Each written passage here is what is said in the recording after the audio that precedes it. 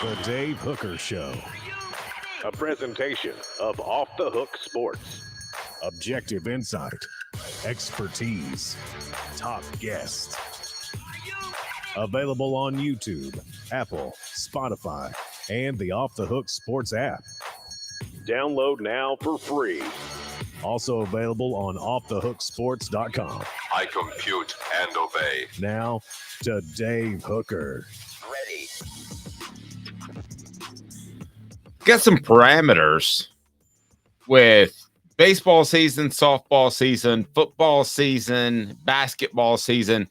You really have no parameters when it comes to recruiting, and that's what we're going to discuss today as Tennessee, with the shakeup in their upcoming recruiting class, losing one commitment, but maybe trending really well for another couple of guys that might even be an upgrade. So a lot going on. Caleb Jarreau will join us. Jarreau does a fantastic job of covering recruiting on offthehooksports.com. So we've got a lot to get to on the program today. And as you might imagine, continued conference realignment talk. So we will get to that. And we got some cats that are on the docket for the Hall of Fame.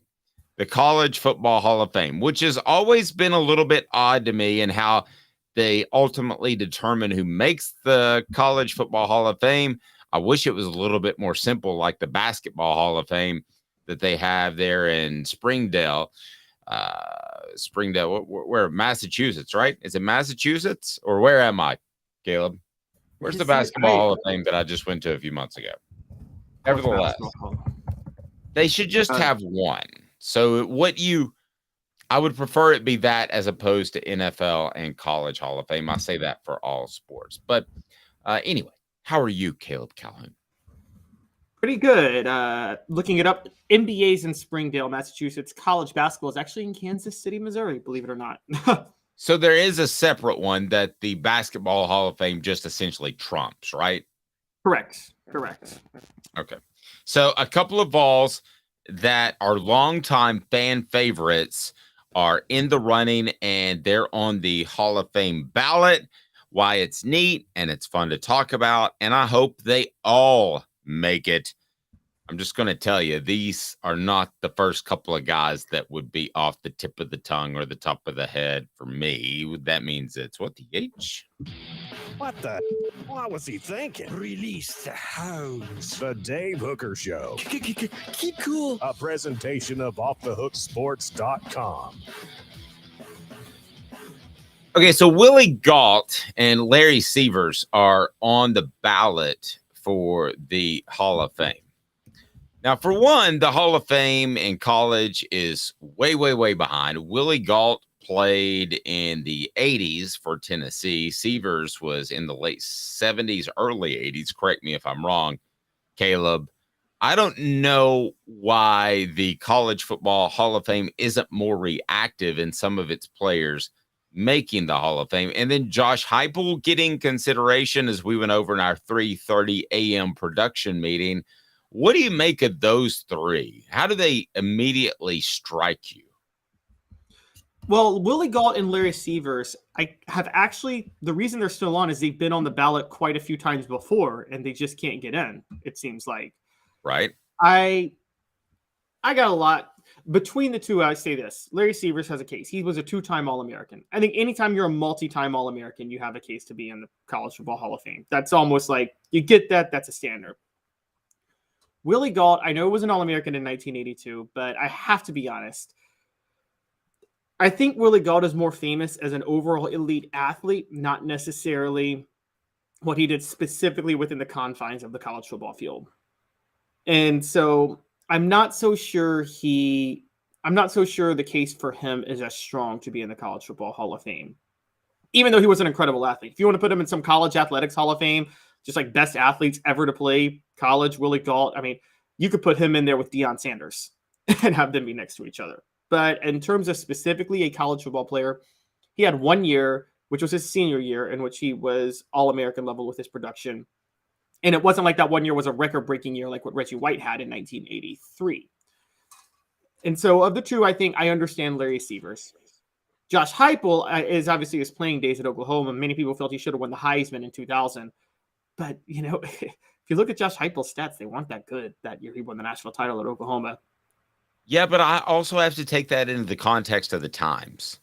So if his stats were good enough to make be a Heisman Trophy runner-up, then they were pretty good, right? So I don't hold stats against them, just like I wouldn't hold stats of a 1960s quarterback throwing the ball around. Apparently, whatever he was doing at the time works. I don't have a problem with Josh Heupel being on the Hall of Fame ballot. I wouldn't have a problem with him getting in. I look at Severs and Harper, and I don't want this to sound wrong because you can let a bunch of people in, okay? That's all well and good. And I've thought before maybe you should have different levels. But to put those names next to the guys that have got in recently, Al Wilson, a 2021 inductee, Eric Berry, an upcoming inductee, that to me, or Eric is it, and he went in last year, excuse me. Those to me are two different levels of players. No offense against Severs and Harper, and maybe it's because I covered a couple. Severs and Galt, you mean? You mean Severs and Galt? Oh yes, what did I say? Sorry. Oh, you said Severs and Harper. Galt. And I just to me, those are two different levels of athletes. I mean, Al Wilson, if he plays quarterback, wins a Heisman Trophy. There's no question. Eric Berry, if he wins a Heisman, if he plays quarterback instead of defensive back, he wins a Heisman Trophy. Those were ultra elite players, is the point I'm trying to make. Where I think Galt and Severs were very, very good, and Heupel was very, very good. I just don't see them being of the same ilk. I'll throw in another name. I don't know how in the world we're not having a discussion of Deion Grant being in the College Football Hall of Fame. I would take them over every name I just mentioned, including Eric Berry. And you know how high I am on Eric Berry, okay? But I would even take Deion Grant over every single name we have mentioned other than Al Wilson on that group. I don't think Tennessee wins a national championship in 1998 without a Deion Grant that was able to be that safety net. I want to hear more from the message board as far as players you think should definitely be in. But to me, Deion Grant, as far as a college football player, now that's the parameters, right? We're not talking about the Basketball Hall of Fame that is all levels. To me, as far as a college football player, Deion Grant is right up there with changing the course of college football, just like Peyton Manning did. And Peyton Manning changed it because he went to Tennessee, and that led to great success at Tennessee because of the repercussions you had from what he was able to do. But I'm going to go ahead and tell you that if Deion Grant doesn't come to Tennessee and perhaps goes to Florida, as had been discussed based off a recent conversation I had with Deion, or stays in Georgia, that's changing what happened in the late 90s and perhaps beyond of SEC football. That's changing the course of what happened. I'm sure Peyton Manning would have done the same thing, but in Deion Grant, Cozy Coleman, and Jamal Lewis coming from Georgia to Tennessee, it changed the course of SEC football. There's no question. Dave, I'm going to say I think you're a victim of being so close to the program that you're relying a lot more on eye test, which I understand. And recency bias too, which is very fair. I didn't see, and I'm glad you went there because I didn't see Larry Severs play firsthand. Right. So I get what your point is with eye test, but okay, when you talk about like with the Hall of Fame, I don't think it goes with eye test. It goes with accomplishments to a certain degree. And okay, yes, Deion Grant did have 9 interceptions in a year. I think Chris White had 9 interceptions in 1985 too. I don't think anybody thinks Chris White should be in the College Football Hall of Fame. Agreed. And I think it's so Peyton Manning's in because Peyton Manning's in because of his 1997 season, where he shattered offensive records and shattered every SEC offensive record at the time known to man. And that's what put him in the College Football Hall of Fame. Al Wilson's in the College Football Hall of Fame because of his leadership, not necessarily his stats as the leader of that 98 Tennessee team that won a national title. Mm-hmm. So I think we have to take accomplishments relative to the time. Larry Sears, now keep in mind, for those who don't know, in the late 1970s or mid 1970s, Tennessee was running the veer, meaning they weren't really throwing it all that much down the field. And Larry Sears in 1975 had 840 receiving yards, and then in 1976 had 737. That's unheard of for 1974 and 1975. The Crossville Comet, I'm with you. I'm not knocking him. I think he deserves to be in too. Okay, I'm not saying an either or thing. Okay, I don't know why you just don't relax the standards a little bit, because the Galts of the world deserve to be in. The Seavers deserve to be in. I don't know why they're not in already. And if they were in 5 to 10 years after they played, then you would be able to celebrate them with people that remembered them. A lot of our audience right now doesn't remember who Larry Seavers is. If I hadn't spent 25 years in this business, I might not either, because he's a little bit older than me. So bring him in. This is not, if you go to the if you go to the Basketball Hall of Fame, it is a huge, huge building that if they bring in a bunch more guys, they're going to have to build a wing. I'm not kidding. I mean, it's packed tight. But with the College Football Hall of Fame, goodness gracious, I mean, where is it even located? They just put up a bust. It's no big deal. They've got like 15,000 people in it. Just put more dudes in it.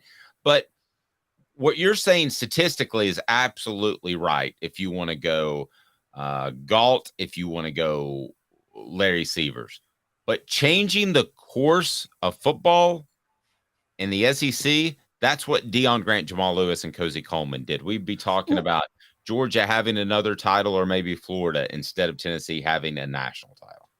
Yeah, but I would argue Larry Seavers and Willie Galt changed the course in the SEC, particularly Willie Galt. But wide receiver U started with Larry Seavers in 75 and 76. And then Majors came in, and the changing game for wide receiver U was actually, a lot of people don't know this, but Tennessee's 1982 upset of Alabama, where I believe it was Walt Harris was the offensive coordinator. Was that his name at the time? He and Majors, Harris, yep. They had sat down and realized that they were the ones to realize Alabama can't cover 3 receivers all game. So they went vertical in 1982, and no one saw that coming. And that's really what set it. That was with Willie Galt, and that set in motion Tennessee being wide receiver U. That also set in motion a school like Florida being willing to hire back Steve Spurrier in 1990. Because honestly, if it wasn't for Tennessee doing wide receiver U, the concept of a fun and gun would never have happened in the 90s, which totally changed the SEC in the future. But Tennessee started that under Majors, spreading the field. All right, on the message board, who would you have in the College Football Hall of Fame? Who would you have in immediately? And obviously, Heupel, Galt, and Seavers are up there, but I'm going to go ahead and throw in Deion Grant. I don't think Tennessee wins a championship. I think if obviously Al Wilson is the most important factor on that team, I think he is a strong second tier type of player. I'll go ahead and put Fred White in there, but definitely Deion Grant. Other players from that team, it was such a team effort that I don't know that you have other players from that team. Maybe T. Martin, but we'll go ahead and check and see if they're already in the College Football Hall of Fame, if you want to give us your thoughts. So the question I'll ask of you, Caleb, would you put Seavers, Galt, or Deion Grant? You've got only one vote. It's the Caleb Calhoun vote. Vote for Jamal Lewis. We'll get to that. It's the Caleb Calhoun vote. It's the Calhoun caveat is what it is. He gets to pick one guy a year that goes in amongst the group I give him. So we'll ask Caleb that. Brought to you by Andy Mason, AndyMasonRealEstate.com. He'll save you thousands, if not tens of thousands of dollars. AndyMasonRealEstate.com, over 40 years of experience in his office. AndyMasonRealEstate.com is phenomenal. Travis says, Galt, if you only get one vote between, now I'm including the 4 too. So I'm including Heupel, I'm including Galt, Seavers, and Deion Grant. And somebody says that Caleb will pick Butch Jones. He's not going to pick Butch Jones. I'll pick Derek Dooley, guys, obviously. Yes, he loves him some Dooley. Go to AndyMasonRealEstate.com. So who are you picking among the group that we have? I think it's actually pretty easy for me. I have a rule. If you're a 2-time All-American, you're automatically in. Larry Severs is a two-time All-American. If you do that, being an All-American one year, a lot of people can do. He did it twice. He's in. And by the way, there are people that What was belong. Deion Grant? Was he was a one-time All-American? Just one time, 99. Okay, yeah. who had the bigger impact on Tennessee's football program, Larry Severs or Deion Grant? Okay, if you speak just from the vacuum of Tennessee football, Look at you on the sidetracking. field, Yeah, okay. on the field, probably Deion Grant. I mean, the dude had, again, he's the reason Tennessee wins a national title. Larry Severs was through a really bad period of Tennessee football history in the 70s. But, that's like saying, okay, T. Martin had a bigger impact on Tennessee, I would say, than Casey Clausen, but I think we both agree Casey was probably a better quarterback. Wow, that's a different conversation for another day, because I think they let Casey do everything once he was healthy. I don't think they let T. Martin do half of what he was capable All right, of. Crazier comparison. See, the whole having a bigger impact, we both agree that Heath Schuler had a bigger long-term impact on Tennessee than Peyton Manning. But Peyton Manning was better. And he belongs in the Hall of Fame over Heath Schuler, if you have to pick between the two. Hey now. Can't argue with that. All right, today's tough question. A couple others, yes, go ahead. There's a few others who belong in the Hall of Fame, and it's ridiculous that these people aren't. I just wanted to name them real quick, but John Henderson should be in the College Football Hall of Fame. Outland Trophy winner, two-time All-American. That should be an automatic Hall of Fame. Completely stupid that he's not. Yes. Completely stupid. Jackie Walker should be in the Hall of Fame. Two-time All-American, the first black captain in the SEC in 1972 or 73. He belongs. Maybe it was 71. And finally, my last clear-cut one, Dale Carter. Insane that Dale Carter's not in the Hall of Fame. Played 2 years of Division I football and was an All-American both years. I'm with you. I've got I don't understand why there's not more dudes in there. How many? Can you run this search for me real quick? Can you search how many players/coaches are in the College Football Hall of Fame, and how many players/coaches are on the NFL or in the NFL Hall of Fame? So it's about 1,100 for college football. Okay. And what's the NFL? And there are, looking at now, about 360 in the NFL. Okay. So they've been playing organized college football with 4 times the teams for about twice the amount of time. Yes, for almost 160 years. Organized college football. There should be 2,500 or 3,000 in the College Football Hall of Fame. Should there not? There should. Organized college football started the same year the first professional baseball team played, the Cincinnati Red Stockings, in 1869, I believe. Organized college football is as old as as old as professional baseball in this country. And yeah, it's a celebration, and they basically got a broom closet, so they put another bust in it. It's not like they go to all the rigmarole that the Basketball Hall of Fame goes to, or even the NFL. Today's tough question. Let's talk player coaches. There's some good ones, and Josh Heupel happens to be one. Today's tough question. Take a side. Take a stand. The Dave Hooker Show. A presentation of offthehooksports.com. All right, Caleb Calhoun, here we go. So we got this guy named Josh Heupel. He was a pretty good player. He's turning into a really good coach. So let's discuss Vols, who are great college players and coaches. Who is atop that list? It's hard to go any direction other than Johnny Majors, who is second for Heisman and won a national championship at Pitt, was knocking on the door at Tennessee. It's pretty difficult to find anybody as far as great college football players and coaches that played for Tennessee that are any better than Johnny Majors. I challenge you to find one that's even in that ballpark, sir. By the way, we get to recruiting news coming up with Caleb Jarreau as Tennessee loses one commitment, but might be on the verge of another big-time get. Player, coaches, what do you got, Caleb?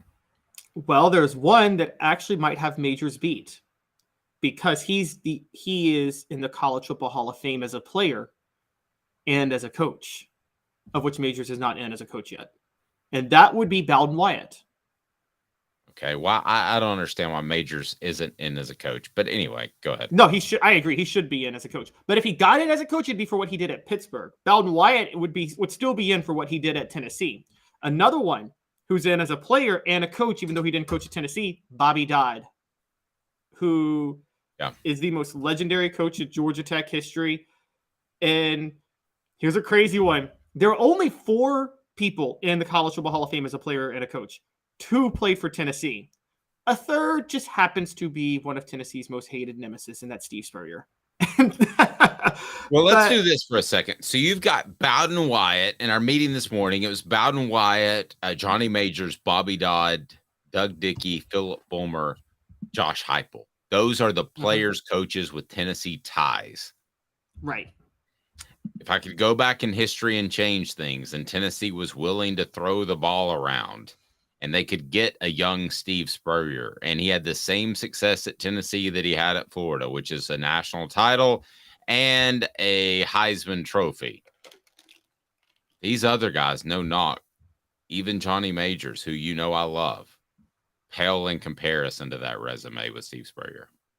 Best resume, complete resume in college football. Yeah. Won a Heisman and a national championship as a head coach. And by the way, Tennessee was so far ahead of Florida as a program in the 60s. If they were throwing the ball around and they decided to get Steve Spurrier, I think they win a national championship with Spurrier as a player under Doug, not under Doug Dickey, but if they hire somebody else who likes to throw the ball. And then I think that he wins one at Tennessee as a coach. You're right. Josh Heupel could approach that, though. What if Josh Heupel wins a national title at Tennessee, gets in the College Football Hall of Fame as a player, and then goes as a coach? That's the most accomplished. That is Steve Spurrier then, right?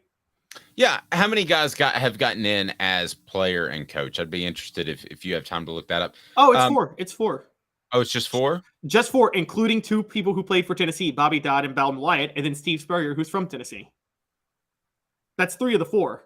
Who's the 4th? Who's the 4th? Alonzo Stagg played at Yale, like old school history. Oh, that's real old school. That's like Caleb Jarreau, old school. So, speaking of Caleb Jarreau, we'll get to him here momentarily. We're going to talk some Cruton as Tennessee loses a really highly rated prospect, but why that might not be such a big deal. But what would Josh Heupel have to do? He'd have to win 3 national titles to supplant Steve Spurrier's entire career as a player coach, right? Because right now you have Steve Spurrier with a Heisman Trophy as a player, and you have him with a national championship and 5 SEC championships? 6. I mean, it would be 6. 6? Okay. So it would be really tough for Heupel to supplant Steve Spurrier as a better player coach for a Hall of Fame consideration, correct? Pretty much. Yeah, impossible. And there's also a strong debate of whether or not Bobby Dodd has Spurrier beat too. But yes, the thing with Heupel that would be difficult with. So what outweighs what? Heupel did finish second in the Heisman, not first like Spurrier did. But he did win a national championship at Oklahoma and went undefeated. Does that outweigh Spurrier winning the Heisman at a time when, like, again, we would all agree Heupel had more competition for the Heisman than Spurrier did? You know, it's funny. We could go back and forth over this. Winning a Heisman is a big deal. It would be a big deal in my voting. Winning a national championship as a player, not a coach, is not as big of a deal because it's a team sport. But that's true. But if you're the reason for the national championship.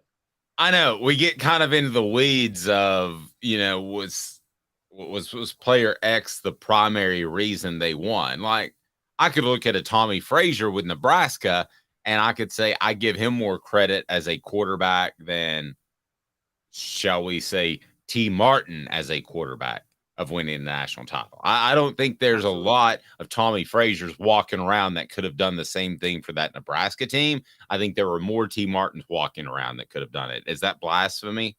No, that's not at all. I give Cam Newton more credit for his national title than every Alabama quarterback that's won a national title in the Saban era. Okay, let's get audio thoughts from the message board on what I just said. Well, let's play it actually so you can hear it. Why don't you shut the hell up? You suck. Probably. All right. So in 2 minutes, the latest on Tennessee football recruiting. Caleb Jarreau's crushing it. He is known as the greatest young recruiting journalist in probably the history of the internet. So 2 minutes, why this guy JT Harrell's not a monstrous loss and why Tennessee could be on the verge of getting not ghosted, but his name might have something to do with the ghost. Did you figure out where I'm going there, Caleb? Not what does ghosted. a ghost say on? Boo. Boo. Sun, sand, and salt water, the beach is a very relaxing place. Unless you wear contacts. Ow! Open your eyes to the best the beach has to offer with LASIK vision correction from Campbell Cunningham Laser Center. Ah. Hi, Mike Davis here with City Heating and Air, reminding you to always dare to compare. Our team provides quality local heating and air service, installation, and maintenance across East Tennessee. We use only the best equipment like American Standard heating and air conditioning for your residential, new construction, or commercial needs. Honesty, dependability, and customer satisfaction have been the cornerstones of our business since 1961. City Heat and Air. Dare to compare.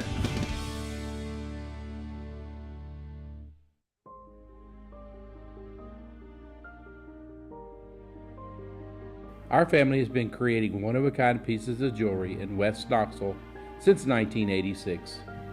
Each piece is a combination of unique processes that bring your idea to life. Every day in our shop, a truly special item with a story all its own is being manufactured in our facility, bringing the history and family sentiment into a whole new generation of life. We are grateful that you chose us to be Knoxville's best jeweler, a title that we value and respect. Because to me, being a jeweler and owning a jewelry store are not the same thing. I'm Rick Terry. I'm a jeweler, and we want to be your jeweler. Kingston Pike and Campbell Station Road in the heart of Farragut, and downtown on Gay Street right next to the Tennessee Theater. When you want a hard cider that's easy to enjoy, one that's crafted to perfection, you need Tennessee Cider Company. Some say it's the signature cider of the South. Others say it's the cure to your craving. They all say you'll savor every sip. With a selection of ciders free to sample, all it takes is one taste. Visit tncidercompany.com for more information, as well as to shop our ciders and merchandise online. Thirsty yet? Doors open at 10 a.m. Who's this guy? Hello, who is it? The Dave Hooker Show, Who? a presentation of Off the Hook Sports, What? YouTube, Apple, Spotify, and the free Off the Hook Sports app. Back to Dave Hooker. Sorry. Goodness gracious, what's going on, Caleb Calhoun? When I sneeze multiple times. You allergic to good content? Yep. That's exactly. What about my tease right before the break with the boo thing? Did you get that? You got it just as we went to break. How good was that? Yes, I got it. Such a dad joke. That's good stuff.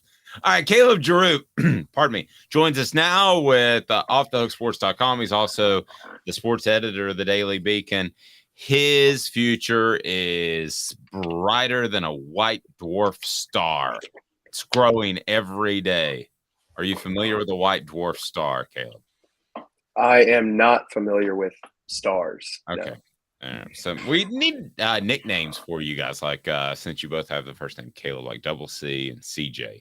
I think CJ was actually the helicopter pilot on Magnum PI, but I could be wrong on that.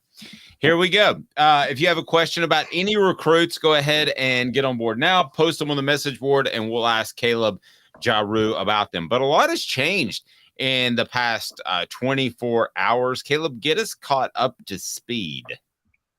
Yeah, well, late last night, probably the biggest one is J.J. Harrell, Mississippi, #1 wide receiver in Mississippi, decommitted from Tennessee. He had been committed since February, and I don't think that this move was really a surprise for anybody. He had been very clear that even though he was committed, his recruitment was open, and being open means that he was taking visits to Ole Miss and Mississippi State, and Lane Kiffin got in there and really, I guess, got to him because he's trending now for Ole Miss. So he decommitted last night, said he rushed his decision,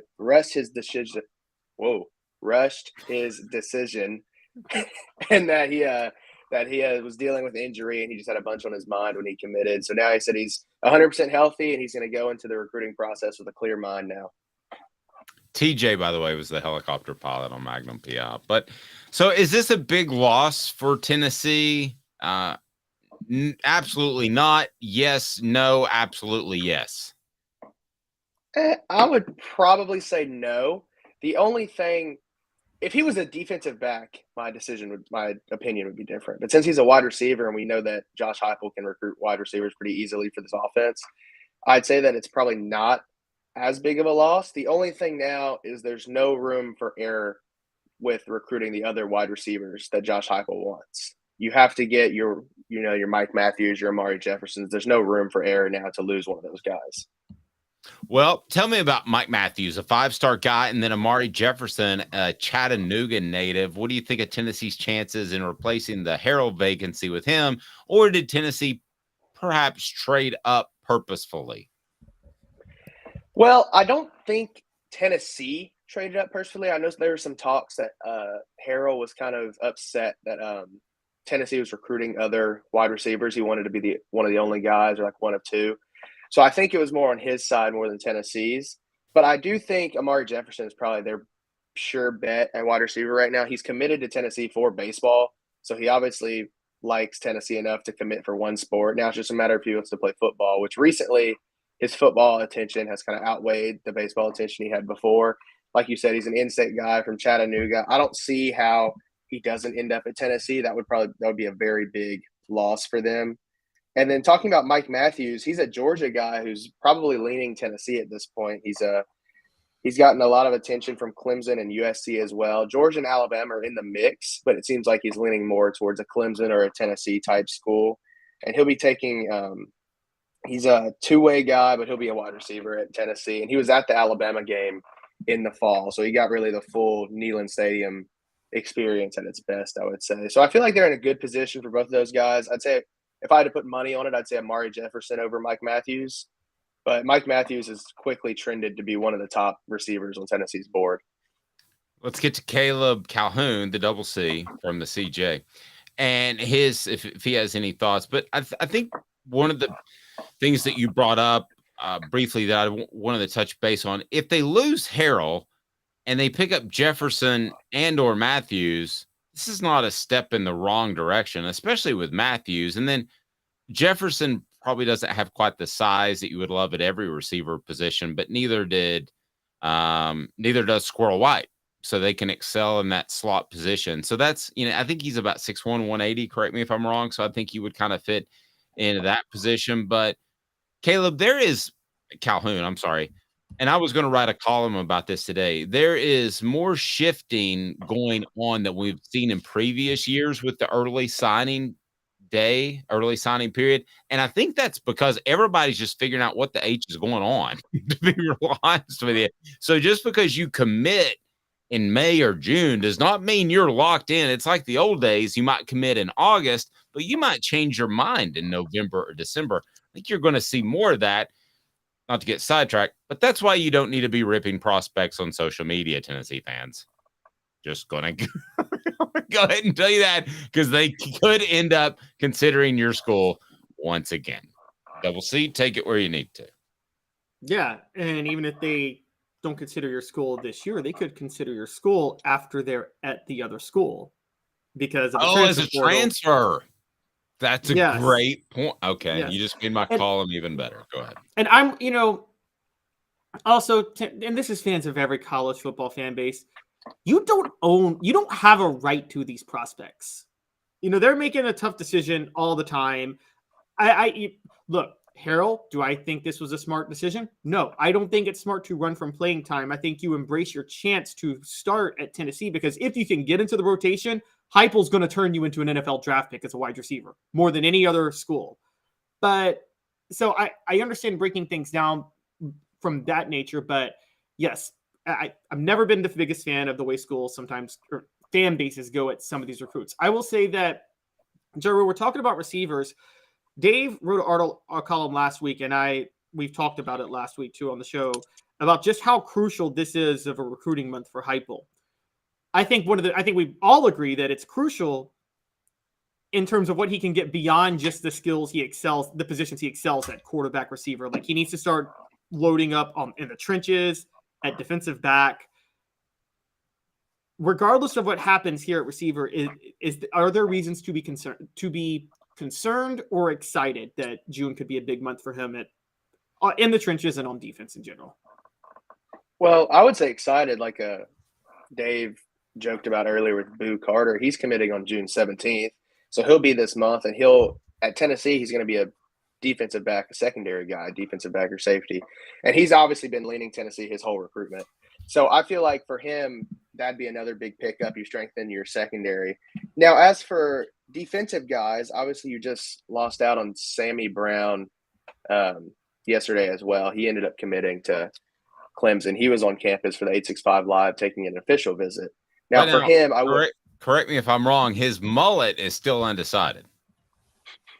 Hey, that fit right in Knoxville.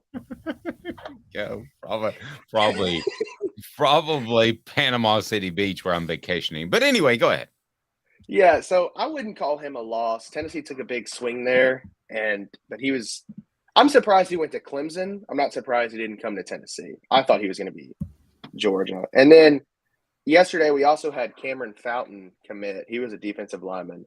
Now that was very strange. I would call that a bigger loss than J.J. Harrell decommitting, just because Cameron Fountain was leaning Tennessee. He was just on campus, and then he went and committed to USC.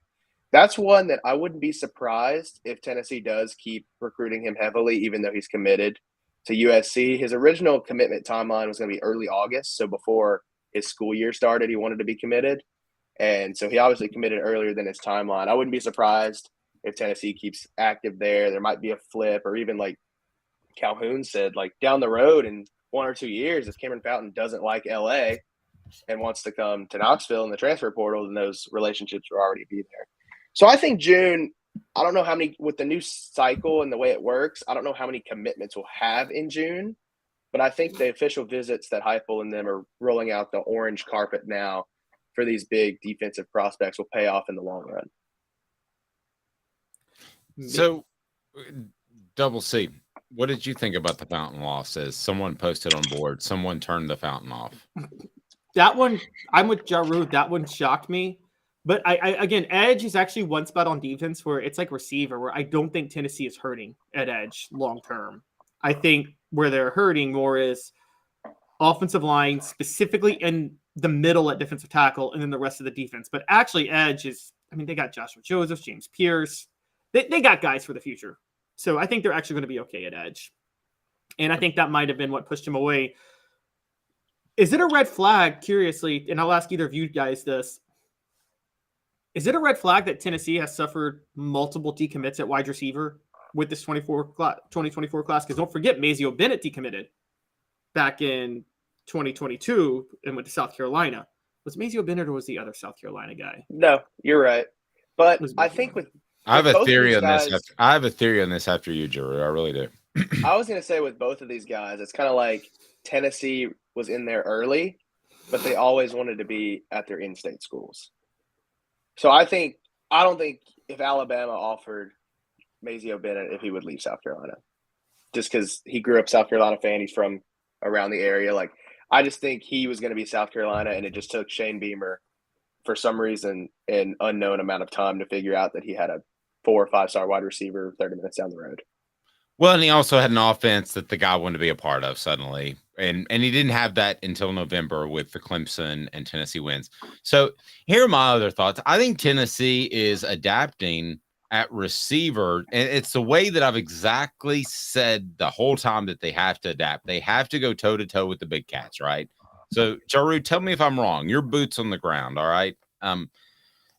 My thinking is that with the receiver, we're starting to see this happen, that Tennessee may have been in early, Harrell's an example, of a guy, and then suddenly they realize they can go toe-to-toe with some Georgias and Alabamas and Southern Californias of the world and win those battles.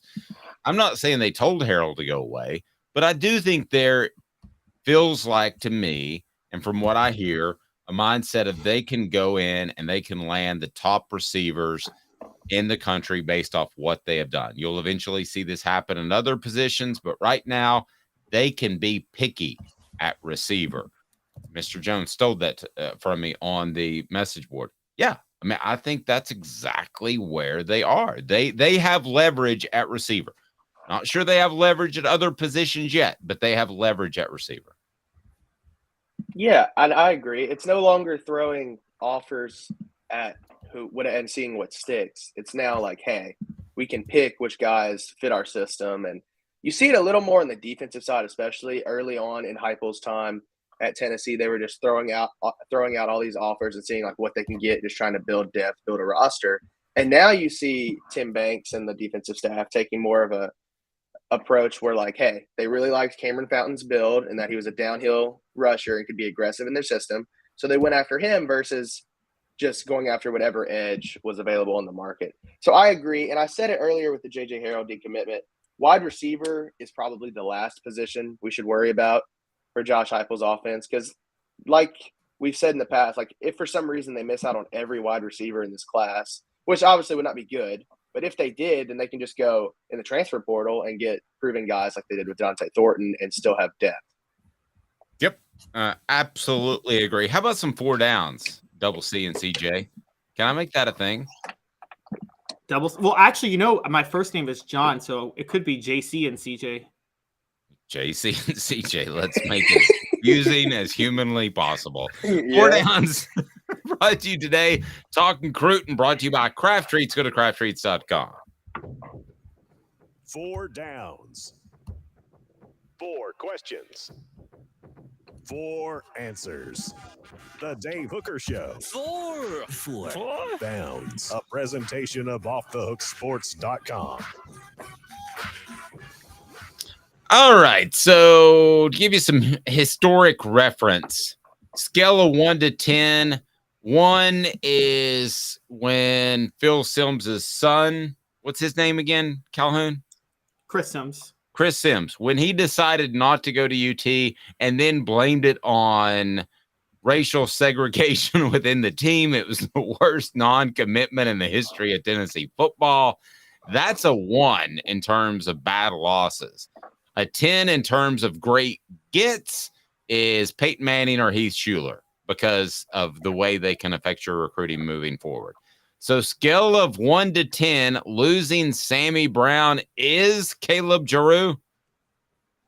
Yeah, I'd say a 3 or 4, just because he was not favored to come to Tennessee. Obviously, he did like Tennessee, and he said he enjoyed meeting with the defensive staff. So kind of – and we're still early on in Heupel's tenure. You got to think, like, they were probably the 3rd school. He committed to Clemson, so that'd be 1. Georgia was 2. I'd say Tennessee was probably 3 for him. Yes. So may pay in the long run, but honestly, from what I've been reading and what I was told, Sammy Brown going to Clemson, he just wanted to play. If you go to Georgia, you have to sit 1 or 2 years because they have the best linebackers in the country. Clemson, he liked the campus, he prayed on it, and he could play year 1. So, and we'll see what happens, but I don't think it's that big of a loss just because he was never assumed. That'd be like if Boo Carter didn't go to Tennessee, it'd be a massive loss. But Sammy Brown was not expected to come to Tennessee, so it's whatever. Okay, that leads me to 2nd down. What is Boo waiting for, and does he end up at Tennessee? I don't know what he's waiting for. I would be very surprised if he did not end up at Tennessee. Tennessee's the only SEC school in his top schools. He has flirted with Michigan, Colorado. Deion Sanders is his main recruiter at Colorado, which is always a little scary.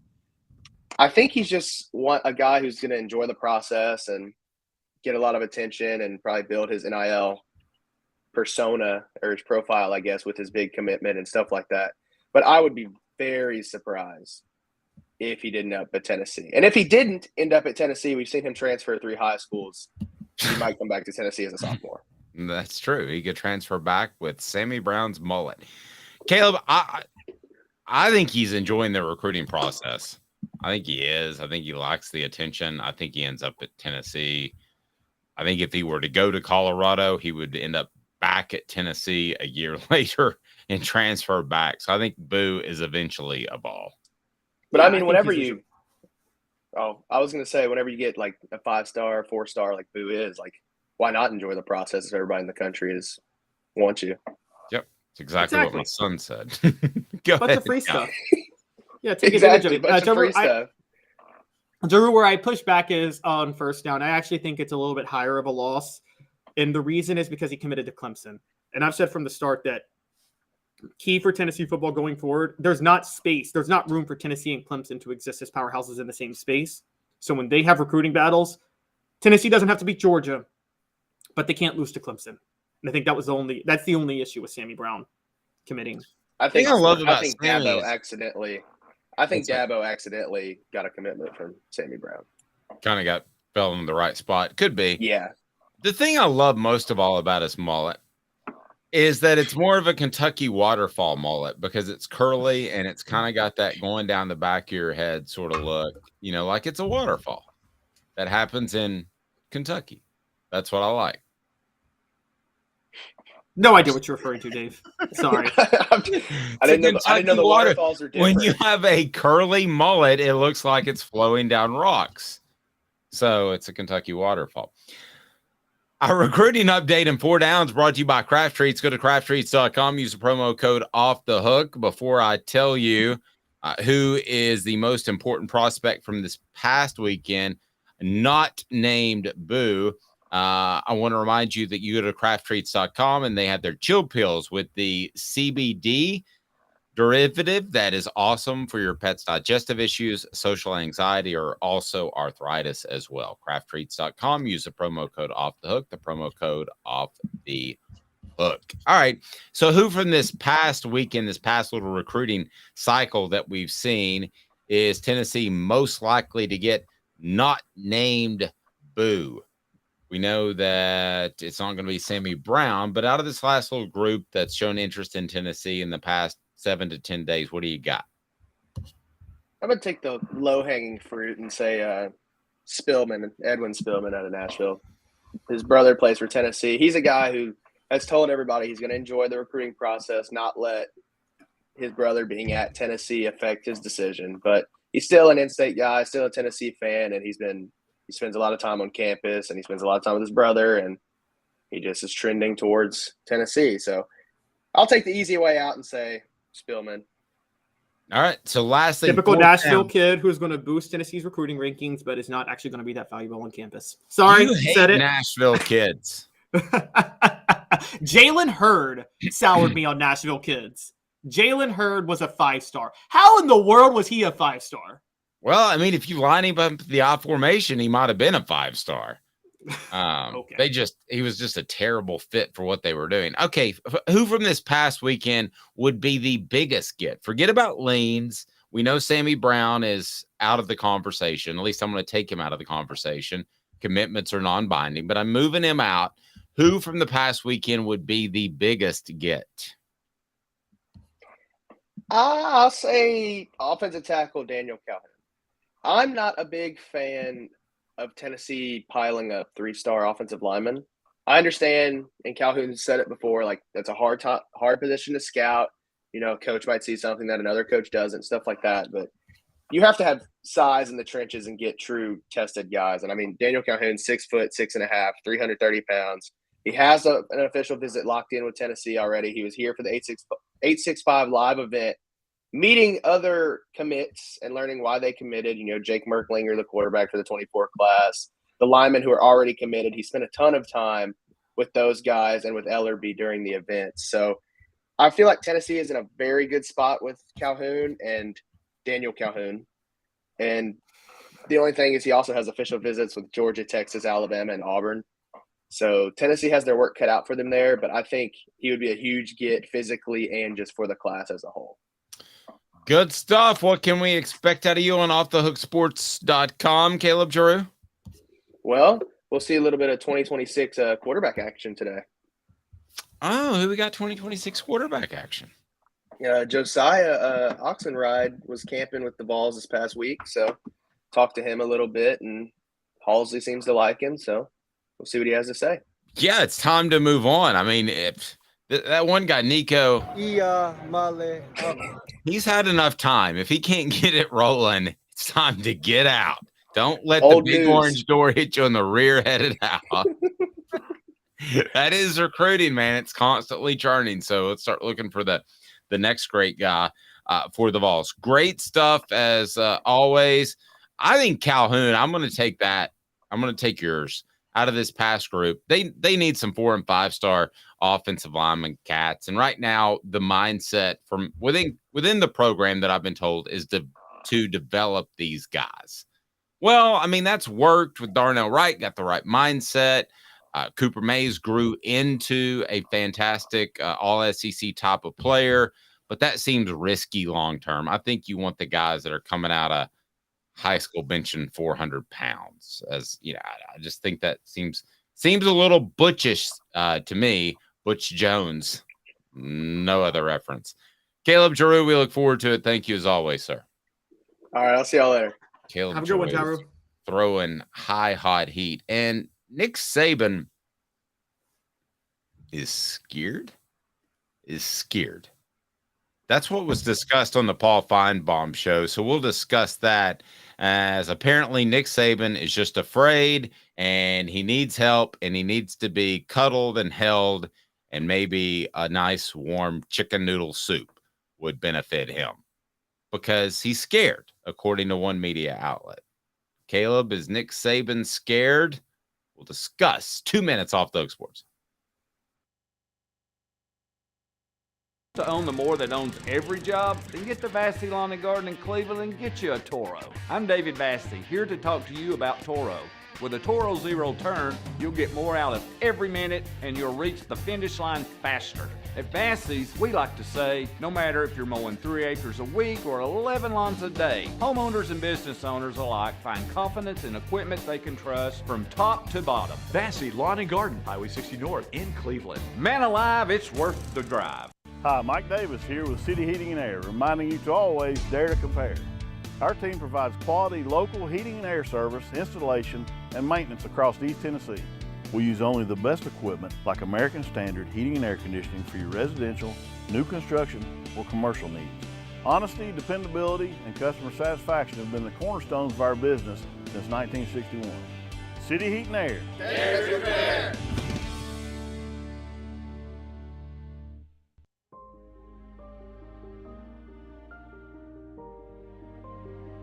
Our family has been creating one-of-a-kind pieces of jewelry in West Knoxville since 1986. Each piece is a combination of unique processes that bring your idea to life. Every day in our shop, a truly special item with a story all its own is being manufactured in our facility, bringing the history and family sentiment into a whole new generation of life. We are grateful that you chose us to be Knoxville's best jeweler, a title that we value and respect. Because to me, being a jeweler and owning a jewelry store are not the same thing. I'm Rick Terry, I'm a jeweler, and we want to be your jeweler. Kingston Pike and Campbell Station Road in the heart of Farragut, and downtown on Gay Street right next to the Tennessee Theater. With all that sun, sand, and salt water, the beach is a very relaxing place. Unless you wear contacts. Ow! Open your eyes to the best the beach has to offer with LASIK vision correction from Campbell Cunningham Laser Center. Ah. Objective coverage. Hey, that's new. If we get caught, we're going to jail. The Dave Hooker Show, a presentation of Off the Hook Sports. YouTube, Apple, Spotify, and the free Off the Hook Sports app. I'm going to need to see some identification. Back to Dave Hooker.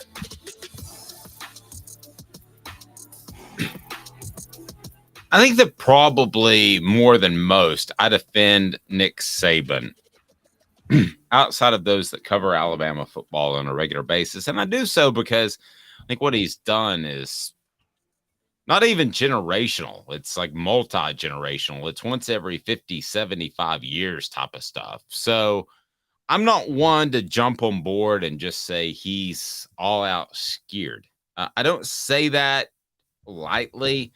And I want to discuss what SEC Mike Bratton, said on the Paul Feinbaum show. This is back on Friday, and this goes back to some scheduling issues, and it leads us into today's tough question. Today's tough question brought to you by Campbell, Cunningham, Taylor, and Hahn. Look, no glasses, no contacts. I got LASIK. It is time for today's tough question. Today's tough question. Take a side. Take a stand. The Dave Hooker Show, a presentation of offthehooksports.com. Okay, so this is what Mike Bratton had to say on Paul Feinbaum, and he's active on the Twitter. And I assume he does a streaming show, because who doesn't? But he said, quote, "It looks to me like Nick Saban is afraid of competition. He's running for the hills because Kirby and Georgia are taking over the SEC, and I think it's a short-sighted approach. Paul, because last time I checked, Alabama plays Tennessee, LSU, and Auburn every year. I realize we're getting away from the division, so maybe he was hoping to escape those top-tier programs facing his decaying Alabama program. The thing that he's overlooking is we're getting away from the SEC West. We all know that's the toughest division all of college football. And if they've got to play LSU, Tennessee, and Auburn, guess what? They get to drop A&M. They get to drop Ole Miss. They get to drop Arkansas and insert Vanderbilt, Kentucky, and Missouri. At the end of the day, I think it all evens out. It's not just Nick Saban having to face these teams. It's the entire league. I think he needs to get with the program, and that to me is just another sign there's fear in Nick Saban's voice. Is there fear in Nick Saban's voice when he discusses the fact that he doesn't want to play LSU, Auburn, and Tennessee on a regular basis? Is that fear because of the direction of his program, which I think you and I would agree is not nearly as stellar as it was before Kirby Smart did what he did and is doing what he's doing in Georgia? So today's tough question brought to you by Campbell, Cunningham, Taylor, and Hahn. Nick Saban scared where he is at this point in his career. Is he simply scared? Caleb Calhoun. And you can branch off that, but yay or nay on the scared part first. Yay, but yes, I think he is a little scared, but I don't blame him. I have to be honest. Okay. The 3-6 model that was proposed was leaked on the proposed rivals. We all agree the two teams, there's Tennessee with its scheming, but from a recruiting standpoint, the two teams that are Nick Saban's biggest barriers now are going to be LSU and Georgia, right? Mm-hmm. Like, I'm not sure I don't think Tennessee's going to create a barrier ahead of Alabama ever. I just think that they could out-scheme Alabama and recruit close to their level. But Georgia and LSU are actually in their way recruiting-wise. Nick Saban is looking at Kirby Smart as competition. He's looking at the future. The leak was that Alabama would have to play Auburn, Tennessee, and LSU every year. Georgia would have to play Florida, Kentucky, and Auburn every year. By every metric, Georgia, which is already a better recruiting ground than Alabama, is going to have an easier SEC schedule than Alabama every single year with that slate. Agreed, but can I stop you on one thing? We're talking about long-term. We don't know that Brian Kelly will be at LSU. You and I both think so long-term. We don't know how the Hugh Freeze thing will work out at Auburn. I mean, the schedule's changed. I'm referencing an Alabama potential annual opponent and a Georgia annual opponent. I think all of these things changed. There were times where Tennessee would have liked to have kept Alabama on the schedule because they were dominating Alabama, right? They would not like Georgia on the schedule now, but there was times when they would because they were dominating Georgia. So I think things changed. And I think there's a natural ebb and flow, and I wouldn't make these decisions too hastily if I'm an athletic department or if I'm Nick Saban. I think you're right. I think Nick Saban has a tougher row to hoe with the three you mentioned and the three that Georgia mentioned. But Florida is going to be back. Kentucky is going to be. No, they're not. Well, I think at some point, whether or not, I mean, I just don't think they'll be average. It may be after Billy Napier's gone, but I'm thinking if Kirby Smart's going to be there for a decade. Okay, so at some point, Florida is going to be relevant again, right? you would think. Look, Florida's an overrated job. I'm going to say that now. It's an overrated job because you're competing with Florida State and Miami and now even UCF in recruiting. So even though there's a lot of talent in the Sunshine State, there's so much competition for that talent. So I don't think getting back to I'm going to answer the question because I asked you to. So to be fair, I do not think that Nick Saban is scared. I think that he is planning forward, and I think he's planning forward for the day that he's not going to be around. Okay, so that may be 3, 4, 5 years. And whoever replaces him is probably not going to be as good of a coach.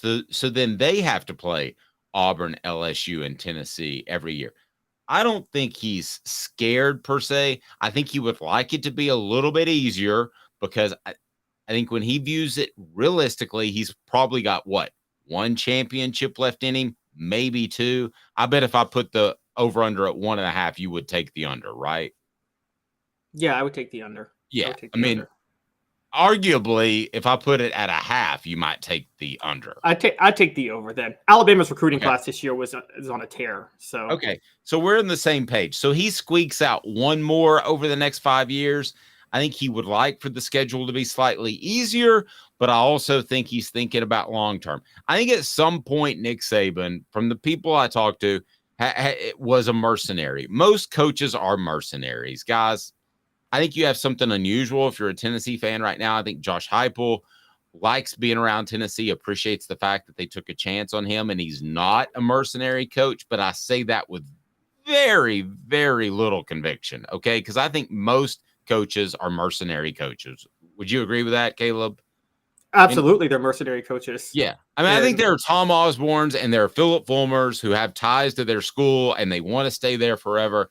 I think Nick Saban has turned into that after Texas made a run and he said, no, I want to stay at Alabama. I think that he's gotten involved with, there were the tornado issues. He's gotten involved with helping the town of Tuscaloosa and the Alabama area. I think his wife's very involved. So I don't think he's scared for himself. I think he looks forward and says, if I'm an A+ coach and Alabama just gets a B coach, that he's going to struggle with those 3 permanent opponents. I don't think he's scared for him. I think he's scared for the future of Alabama football. And I give him a ton of credit because I don't think most coaches care what happens to their school after they're gone. I think that Florida could have been hit with a nuclear bomb after Urban Meyer left, and he wouldn't have cared at all. I think Nick Saban cares. So I don't think he's scared, but I think he's well thought out for the future. I hope I'm not sidestepping the question, Caleb. What do you think? No, I agree. I think Saban is reaching a level of his life where his legacy of his success is established. And I think he's looking at what's left after me. So I think Nick Saban, for instance, is very proud of his coaching tree. Who he has every right. He should be proud of Kirby Smart and people like that. I think the last step to Nick Saban cementing his legacy is making sure Alabama doesn't have what happened to it after Bear Bryant retired, which is, as we know, Alabama had no real plan for 30 years after that. They did get a national title in 92 with Gene Stallings. It was suspicious. Seemed like there was a lot of low-key cheating going on during that time period with Alabama. But I do think that Saban wants to make sure that doesn't happen to Alabama again. And he knows, unlike LSU or Georgia, Alabama is not just immune to any head coach. Alabama is it's a top 10 program, but it's a second-tier program, which is to say that to be a national title program, there has to be some good coaching there. You can't just plug some old jock gym teacher in as head of the program and win a national title at Alabama. No, and look at what Travis says. 2024 is his last year. I don't think that's the case, but it might be. But then I think Travis encapsulates a lot of SEC fans thinking when he says, I'm here for it. I hope Alabama burns to the ground. Well, I think a lot of people think that. And I think that Nick Saban thinks that there's a real possibility of that being the case, because who were the natural coaches to step in? Mario Cristobal, who I like a little bit more than you, but I don't think it's a natural. Yeah, I'm laughing. Hey, I'm laughing that you yeah, said that. you're not a crystal ball guy, and that's fine. The guy at suddenly his name escapes me. Michigan State. We thought Mel Tucker. Mel Tucker. We thought at one point after 2 seasons ago that he was the guy that could step in, and whenever Nick Saban retired, all of these names I could go on and on. Alabama fans think they can get Dabo away from Clemson because he went there. They can't. Clemson, Dabo's got the sweetest gig possible now. Well, okay, so as a matter of fact, let me take that a step further. So maybe they could have gotten Dabo 5 to 7 years ago. I would debate that, but they certainly can't now. Okay, I don't think there's any way they get him now. They also aren't going to get Kirby Smart, who has Alabama ties but played for Georgia. So who's the successor to keep this even at a championship level? I don't know who that guy is. They could go hire a Tucker. Pruitt, yeah, they could go hire a Tucker or a Cristobal. And I know that for a fact that both of those guys were really high up on Alabama's list if Nick Saban decided to retire. I know that for a fact. But I don't think they're that high up there now. So Nick Saban may not be scared about his future. He may squeeze out another championship. But I think he's gotten so tight with the University of Alabama and that state that he's not a mercenary coach. It's going to show up at LSU. It's going to show up for the Miami Dolphins, that he does care. And I think he's thinking about long term. And right now, without a successor in place, you better make that schedule as easily as humanly possible. And neither of his coordinators this year we believe in as head coaches long term. I mean, Tommy Rees, I'm not a believer in from Notre Dame, but also Kevin Steele. Kevin Steele is not head coach material. He's just not.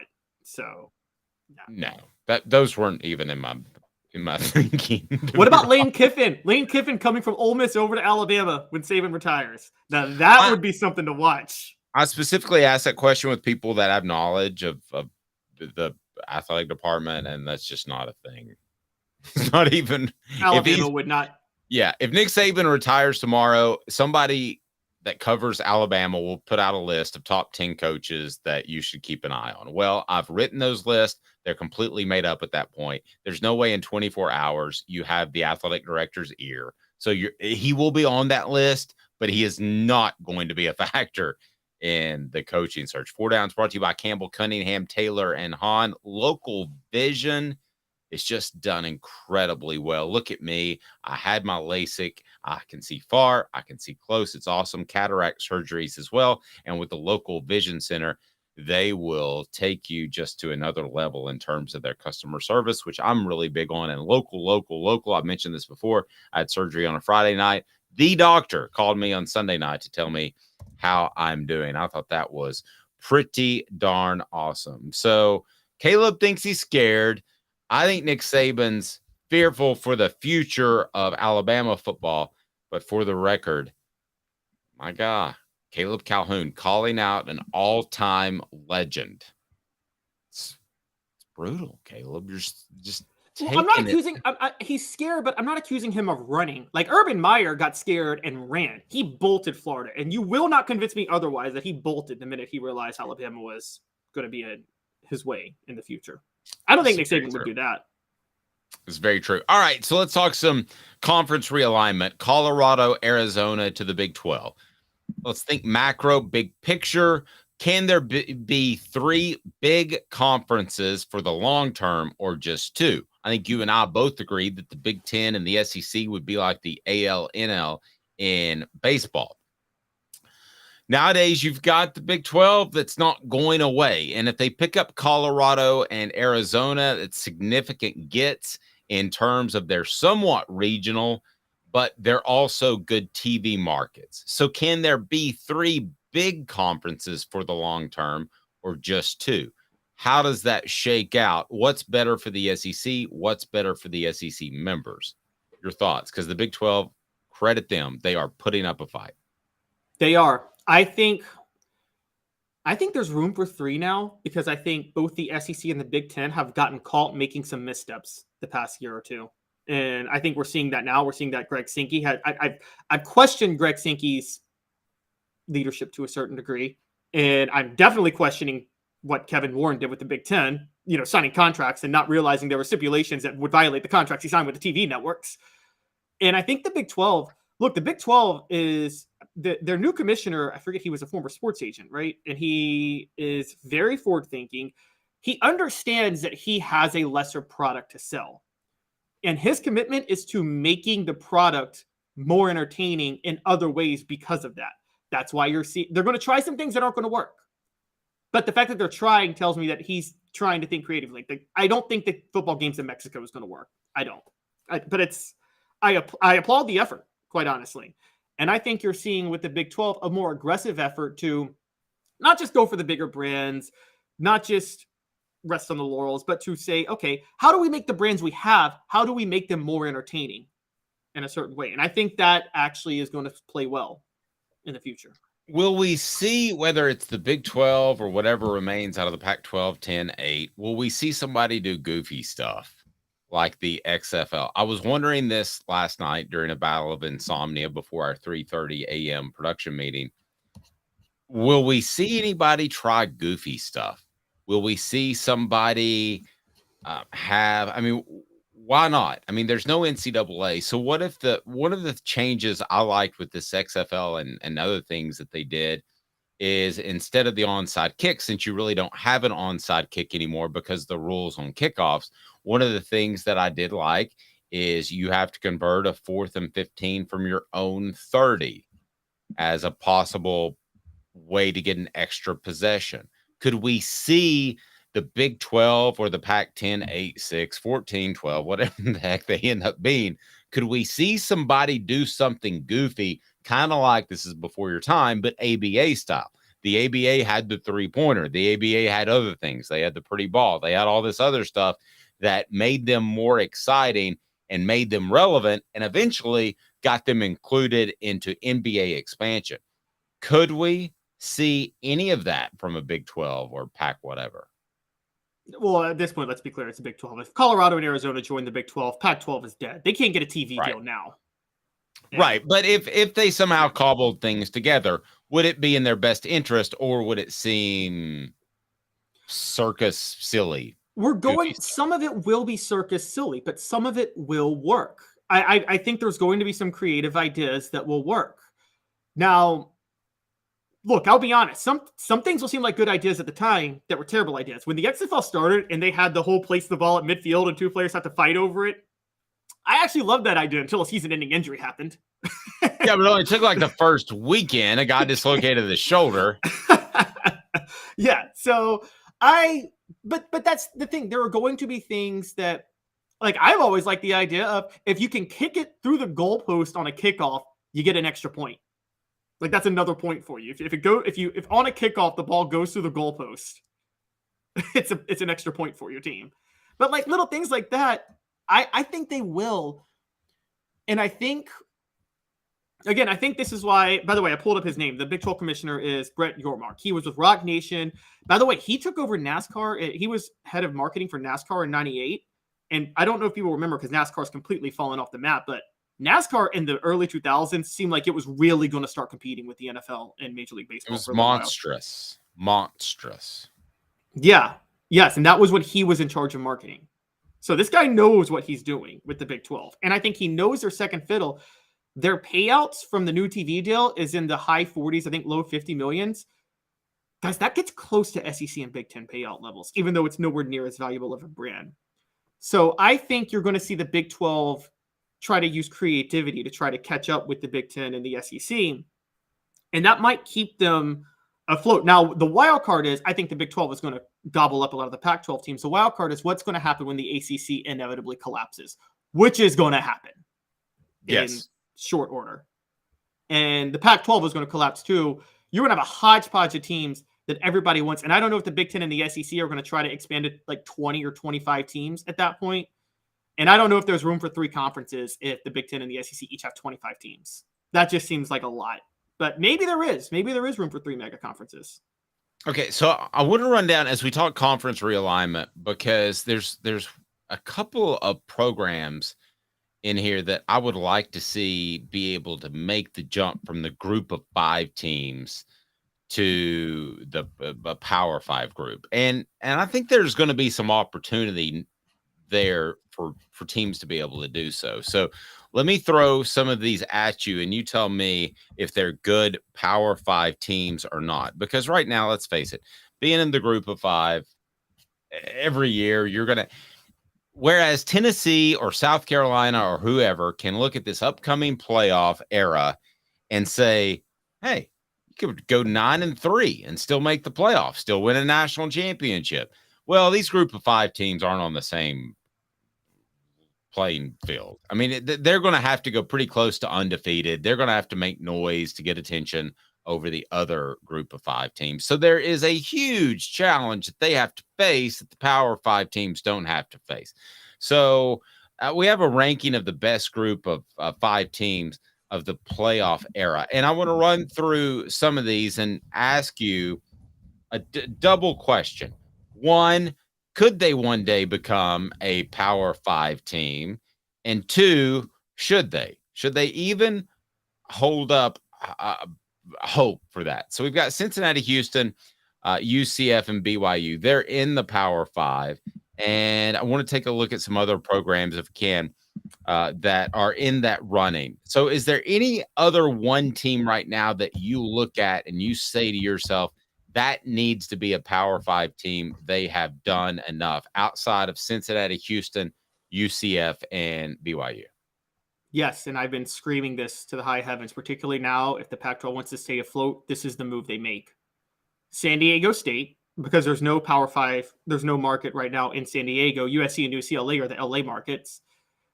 And UNLV. Guys, pro teams are relocating to Vegas for a reason. I actually think the Big 12 is making a mistake. Now, I would add, I think UNLV in the Power Five has more valuable brand than either Arizona team. I think that's an underrated brand. A lot of kids like to go to UNLV because you get to go to college in Vegas. And with sports gambling taking off, I think UNLV is just a low-key, very underrated Power Five potential program. Let me throw some other ones at you that have had success recently. Navy, 11-win team in 2015. I don't think that's sustainable. I don't either. I think they got a pretty special thing going on anyway, right? And they're never, ever going to recruit kids who go there to primarily play football. They go there for other reasons, which agreed. We respect, but yeah, no. Agreed. Portions of the program brought to you by Vassy Lawn and Garden. Man alive, it's worth the drive. Vassy Lawn and Garden, whether it's commercial, industrial mowers from Nashville, Knoxville, Chattanooga, make the drive to Cleveland, Tennessee with their buying power. They can save you a ton of money, thousands or tens of thousands of dollars. Toro, count on it. Memphis, your hometown, back in 2019, it looked like they were going to be really, really relevant for a long time. Had a good run of offensive coaches, and now we're kind of, what do you think of Memphis? Could they ever make the jump? It's not where Memphis is relative from now to 2019. The issue with Memphis is what they did in the 90s. Because if you remember, Memphis was on par with Louisville and Cincinnati. Well, Louisville and Cincinnati, even though all three were basketball schools, but you know this, Louisville with hiring Howard Schnellenberger. Louisville had a 25-year plan to become a football school first. And they spent a lot of time and effort doing that. And so did Cincinnati. Memphis decided, I kid you not, this was R.C. Johnson, the incredibly stupid athletic director from the time, said, we're going to be a basketball school first. And the way we'll get our football revenue is we'll schedule these games against all these other SEC teams who have fan bases in Memphis. So then we can have people come to the games when they play Memphis, but we don't really care about football. And then in the 2010s, they decided to invest in football. But guess what? It's too late because you have these other programs, Houston, Louisville, Cincinnati, who have been investing in football for 25, 30 years now and are way ahead of the curve. So I think because of that, I don't think Memphis can make the jump now. I think they were way too late to the party. Not fair. Western Michigan, good season in 2016. You stop me when you think this should be a Power Five team. And as far as other programs, Coastal Carolina? No. Just being good at the group of five level is not enough to be Power Five. You have to prove that you have resources that make you sustainable and bring in revenue at the Power Five level. Coastal Carolina and Western Michigan aren't going to ever be that. Ever. That's never going to happen. So if we come to the point where it's just not going to happen, if you're a Power 5 team, you're not going to make the jump. We've seen the Cincinnati's, Houston's, UCFs, and BYU. They've made it. Are we at the point? I mean, the train is leaving the station as far as conference realignment, and it's leaving dad blame fast. And I don't know that you can get on board at this point in the game as of early June 2023. I think there are 5 schools that can. There are 6 schools, I think, that can maybe more, maybe 7, that could roughly get in there. I mentioned San Diego State and UNLV. I think Colorado State's an underrated brand. I mean, I know Colorado's there, but Colorado State's actually a really underrated brand for its level. Sure. And then east of the Mississippi, it's a TV market. So South Florida, UCF's already there. USF could be there because they're in Tampa. Temple, UConn, even though UConn has been vacillating, and then after that, I will say Memphis and Tulane, because the Memphis market and the New Orleans markets are valuable markets, and somebody might be interested in those. Not the SEC, because the SEC already has the Memphis and New Orleans markets, and they don't need a team there to have those markets. But you might see the Big 12 go for those. Fair enough. Can I double up on what the H? Because this just coming down the pike recently, and Rebecca pointed out, I'm a little confused and flustered and not happy. What the? What was he thinking? Release the hounds. The Dave Hooker Show. Keep cool. A presentation of offthehooksports.com. It's brought to you by City Heating and Air Conditioning. We have the destination for the Diamond Vols. Tennessee baseball team is in the NCAA Super Regionals for the 3rd straight year, and they'll hit the road to try to get into the College World Series. They're going to Hattiesburg, Mississippi for a 3-game Super Regional Series against Southern Miss. Series will begin on Saturday at 3 o'clock. Game 1 will be broadcast on ESPNU. Game 2 will take place on Sunday, yet to be determined time. If necessary, the decisive Game 3 will be held on Monday, June the 12th. Thoughts on Tennessee being on the road? Well, shout out to Caleb Jarreau, who was on here earlier. He has posted about this. All the analytical data when comparing teams shows Tennessee should be hosting over Southern Miss. This is about last year.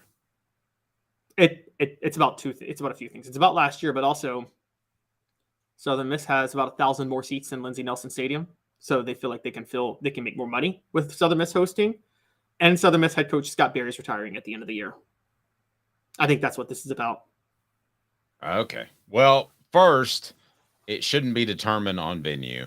Sorry. No. Just it shouldn't. Second, it certainly shouldn't be determined on a guy retiring. That to me, I'm not arguing with you, and this isn't a knock against you, Caleb, but those are both stupid reasons. I mean, they're terrible reasons. Yeah. But Tennessee has learned, I don't know if you remember this, the year Tennessee beat Florida in the Swamp and lost to LSU in football, Florida got the BCS wildcard invite over Tennessee that year. And the reason that happened was because of the 2 years before when Tennessee played Nebraska in the Fiesta Bowl. I don't know if you remember that game, Dave. Nebraska way outperformed Tennessee in terms of their fan bases at that game. Tennessee did not fill the stadium because they were upset about not being in the national championship game again. And it was like 3/4 Nebraska fans at that game. Which game are we talking about? The Fiesta Bowl the year after the national championship game. Yeah, I was at that game. Saw that was Y2K. Saw Billy Idol perform as the clock struck midnight into 2000. So did it look the way it sounded? Was it overwhelmingly Nebraska fans there? Yeah, I don't remember it being. That's been a long time ago. I don't remember it being overwhelming, but I remember that clearly that Nebraska had the advantage. If I had to dive into the memory banks, I'd say 60-40, 70-30, that's pretty close to overwhelming, especially considering Tennessee travels so well. My issue with this is that it seems almost as if, I don't like really the way NCAA baseball is run. I'll